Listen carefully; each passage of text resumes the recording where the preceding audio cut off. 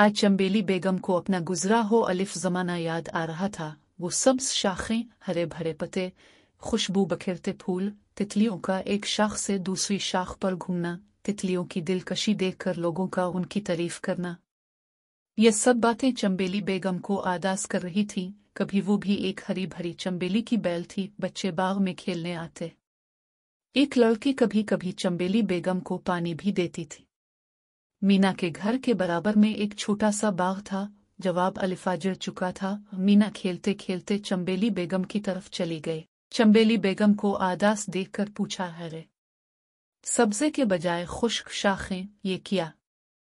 चंबेली बेगम ने कमजोर आवाज में कहा, कोई पानी डाले तो मैं दोबारा तरोताजा हो सकती हूँ। क्या मतलब? मीना ने एक पैर मुंह के करीब लाकर कहा।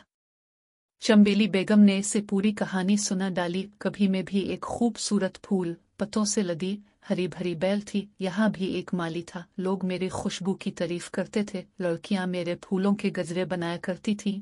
हुआ के झोंकों से मैं खूब लहलहाती थी। माली के चले जाने के बाद किसी ना मेरा ख्याल ना किया। शरीर बच्चों ने बेदर्दी से मेरी शाखें तोड़ें और इर्द गिर्द कूड़ा डालना शुरू कर दिया। चंबेली बेगम ने आंसू बहाते हुए मजीद कहा, इंसान खुदा की नेमतों की कदर नहीं करता।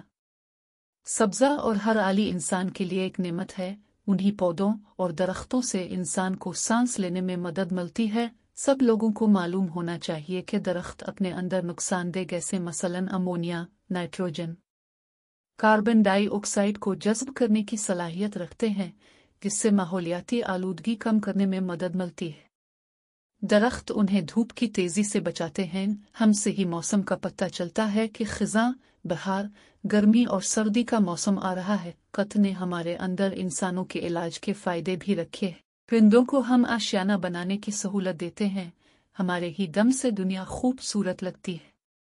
मीना को यह सुनकर बहुत अफसोस हुआ। वो अलिफारती हुई तालाबे तक गई, जहाँ एक छोटी सी प्लास्टिक की थैली नजर आए। उसने थैली चूंच में पकड़ी और पानी से भरकर चंबेली बेगम की जड़ों में डाल दिए। फिर तमाम सहेलियों को बुलाया और उन्हें पौधों और दरख्तों की अहमियत बताई।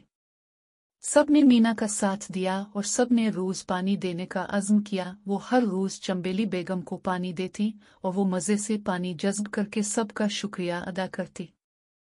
कुदरत भी मेहरबान हुई और खूब बारिश बरसी। चंद ही दिनों में बाग की सूरत बदल गई। खूबसूरत चिड़िया, तोते, कोयल सब बाग में चहचहाने लगे। कुछ ही दिनों में चंबेली बेगम कलियों और हरे भरे पत्तों से लिद गए।